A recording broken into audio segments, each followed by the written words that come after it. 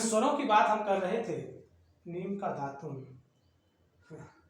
दंत कांति मंजन है, बिल्कुल दंत कांति मंजन। वैसे लड़कियों के दांत इसलिए अच्छे होते हैं क्योंकि वो हफ्ते में एक आध बार मतलब जो मंजन है वो कर लेती हैं। नीम की दातून है और मतलब दंत कांति मंजन है, और भी मतलब हफ्ते में एक आध बार कर लेते, मतलब और करते हैं मंजन, ऐसा नहीं कि नहीं करते हैं, मतलब ये भी कर लेते हैं बीच बीच में।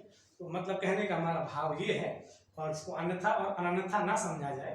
और आइए बात करते हैं स्वर की। स्वरों के बारे में मैं इसलिए आपको बता देना चाहता हूँ क्योंकि इस पर मैंने काफी दिनों से काम किया और इस पर मैंने अध्ययन भी किया, तो मुझे लगा कि जो कुछ मिलता है उसको मुझे दे देना चाहिए। तो सबसे पहले स्वरों की संख्या महाभाष्य में अगर देखा जाता है तो स्वरों की संख्या कितनी है मित्र, तो नोट कर लीजिएगा, 7 स्वरों की बात महाभाष्य में प्राप्त होती है। जैसे कि उदात्त, अनुदात्त और स्वरित को तो आप जानते ही होंगे, लेकिन आज कुछ स्वर हैं जो और भी आपको जानना पड़ेगा। अगर यूजीसी की तैयारी और हायर की तैयारी आप कर रहे हैं तो यहां से बहुत बार प्रश्न बन चुका है और मैं लगातार इस पर प्रैक्टिस करता रहता हूं, इसलिए मुझे कहने में कोई शर्म नहीं है कि अध्ययन और अध्यापन ये कभी नहीं छोड़ना चाहिए। और अभी मैं चाप प्रत्यय के बारे में भी किसी दिन चर्चा करूंगा। तो सबसे पहले आप देखिएगा शाक्त स्वरा महाभाष्य, तो देखिएगा शाक्त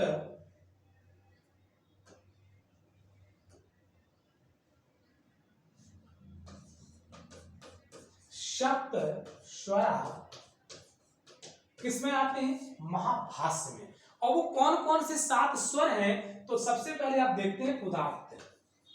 मित्र ध्यान दीजिएगा, उदात्त नंबर 1।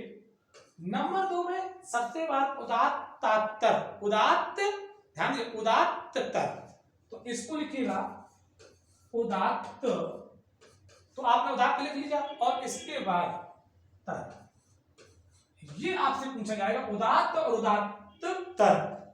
इसके बाद तीसरा अगर आपसे आता है और देखिएगा अनुदात्त, तीसरा क्या हो जाएगा, अनुदात्त, अनुदात्त। और चौथा है, मैं 7 स्वर से लेकर 1 स्वर तक की चर्चा करने वाला हूं 5 मिनट के अंदर, ठीक है। चौथे में आपने देखा, इसी को आप देखेंगे अनुदात्त तर, 4 हो गए आपके। अब 5वें की तरफ चलते हैं तो लिखा है स्वरित। 5वां क्या है मित्र, स्वरित। 5वां क्या है, स्वरित। 6वें स्वर की तरफ हम जब चलते हैं तो उसमें लिखा है कि स्वरिते या उदात्ता, ध्यान दीजिए स्वरित और उदात्त। तो 5वें में देखिएगा स्वरिते, स्वरिते और उदात्त। आप कहेंगे 6 हो गए। 7वां क्या है, तो 7वें स्वर की बात में ये कहते हैं एक श्रुति। ध्यान दीजिएगा, क्या कहते हैं 7वें में, एक श्रुति, एक श्रुति। ये जो 7 स्वर हैं ये आपके महाभाष्य में मिलते हैं। आप कहें ठीक है सर ये तो सही हो गया, कोई दिक्कत नहीं। ये पूछेगा कैसे, पूछेगा कि महाभाष्य में कौन, किसमें है ये, महाभाष्य में। और महाभाष्य किसकी रचना है, पतंजलि की, ये भी आप जानते रहिएगा।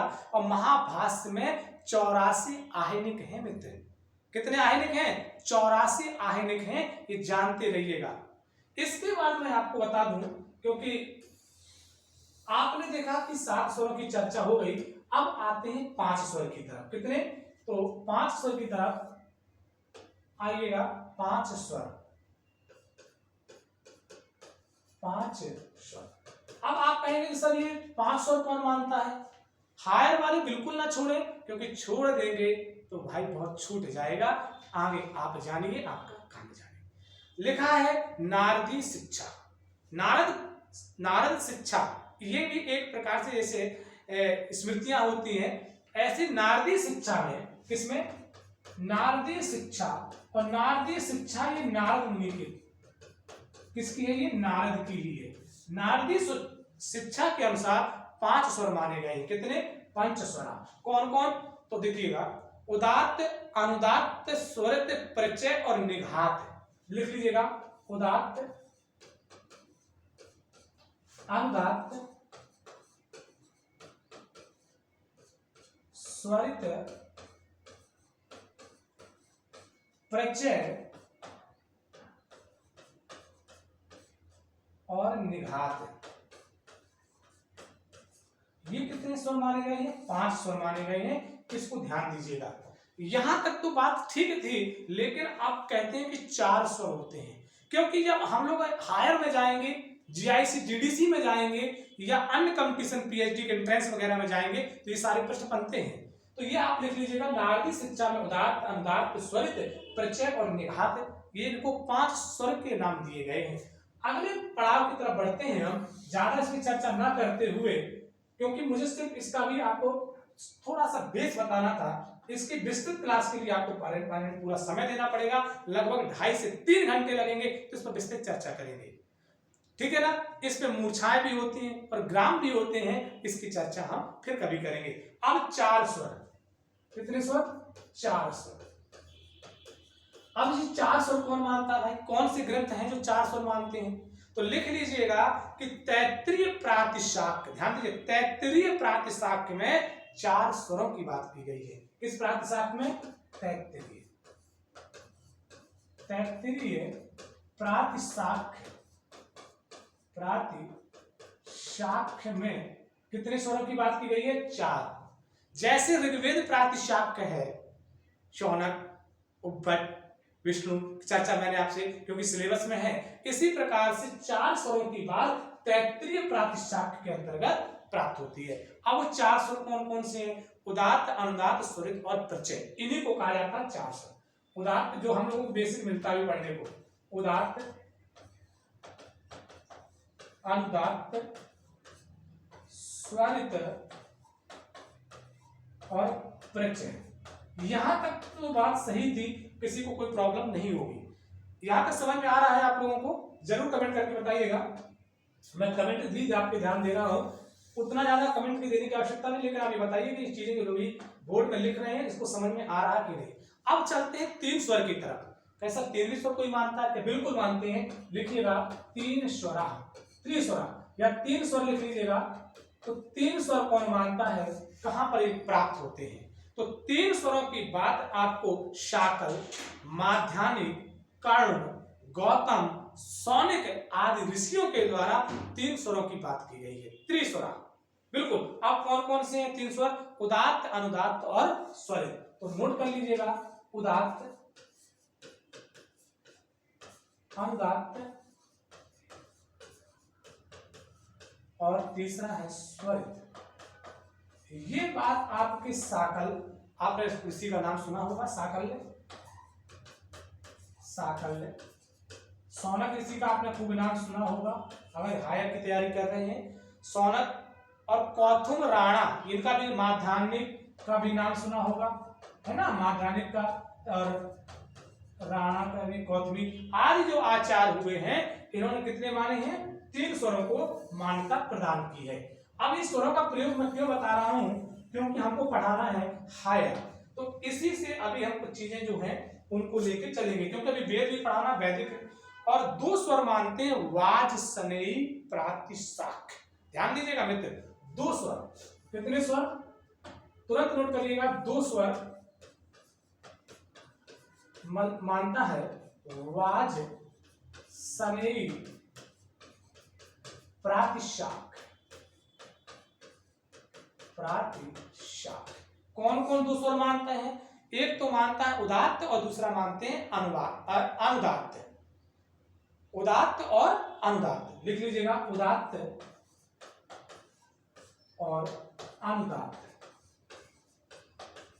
ये आपके प्रश्न बनते हैं। इसके बाद आपको देखते हैं कि 70 ब्राह्मण भी इसी के अंतर्गत। लेकिन एक प्रश्न बनता है कि एक स्वर कौन मानता है भाई?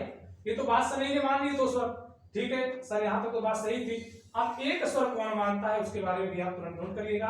एक स्वर कौन मानता है? एक स्वर। एक स्वर की बात आती है कात्यायन, ध्यान दीजिएगा, कात्यायन प्रातिशाख्य पर। किस पर?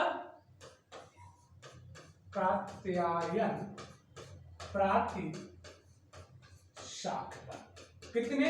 मात्र एक को मानते हैं। और उसको क्या मानते हैं? ये बहुत खतरनाक है। अभी तो आपने पढ़ा उदात्त, अनुदात्त, स्वरित और प्रत्यय, नेशन जो चर्चा करते रहे, लेकिन नहीं, इनको ये नहीं मानते, तो मानते किसको हैं? तान और प्रवचन को। इन्होंने स्वर का जो नाम दिया वो दिया तान और प्रवचन। इसी का देखो तान ऑब्लिक प्रवचन, इनको स्वर का नाम इन्होंने दिया। मात्र एक तान या प्रवचन को मानते हैं। ये वैदिक ग्रंथों पर उपलब्ध होते हैं, ये भी ध्यान रखिएगा, लौकिक संस्कृत में नहीं मिलता, वैदिक संस्कृत पर मिलता है। आज थोड़ा समय भी था तो मैंने कहा इसकी चर्चा कर लेनी चाहिए। तीसरा मिलता है तान स्वर। अब तान स्वर किसे कहते हैं? ध्यान दीजिएगा, आप बात करता हूं तान स्वर की, क्योंकि इन्होंने कहा दिया कि तान और प्रवचन, तो तान स्वर क्या है? तान स्वर, ये ना कह देना कि तान सेन का। देखिएगा, इनको कहते हैं जप, नियुक्त के अतिरिक्त यज्ञ में प्रयुक्त होने वाले स्वरों को तान स्वर कहा जाता है। जैसे आपने देखा होगा मंत्रों पर मिलता है अग्निमीणे पुरोहितम, इस प्रकार से जब खींचते हैं। वैदिक परंपरा को मैं नहीं उतना ज्यादा मंत्रों का उच्चारण नहीं कर पाता हूं, और ये भी उचित भी नहीं है कि इस समय मंत्रों का इस प्रकार से उच्चारण किया जाए। तो ये तो आपके स्वरों की चर्चा थी। इसी प्रकार से एक दिन मैं चर्चा करने वाला हूं चाप प्रत्यय में सिर्फ सूर्य से सूर्य नहीं बनता है, और भी शब्द बनते हैं। इसकी चर्चा मैं किसी नेक्स्ट वीडियो पर इसी थोड़ा सा समय लेकर चर्चा करूंगा। तो आज की क्लास कैसी लगी आप फीडबैक जरूर दे दीजिएगा। मिलेंगे अगले एपिसोड पर कल पुनः नीति शतक के साथ। तो कहते हैं सौभाग्य न सब दिन सोता है, आगे देखो क्या होता है। जय हिंद, जय भारत, जय सिया राम।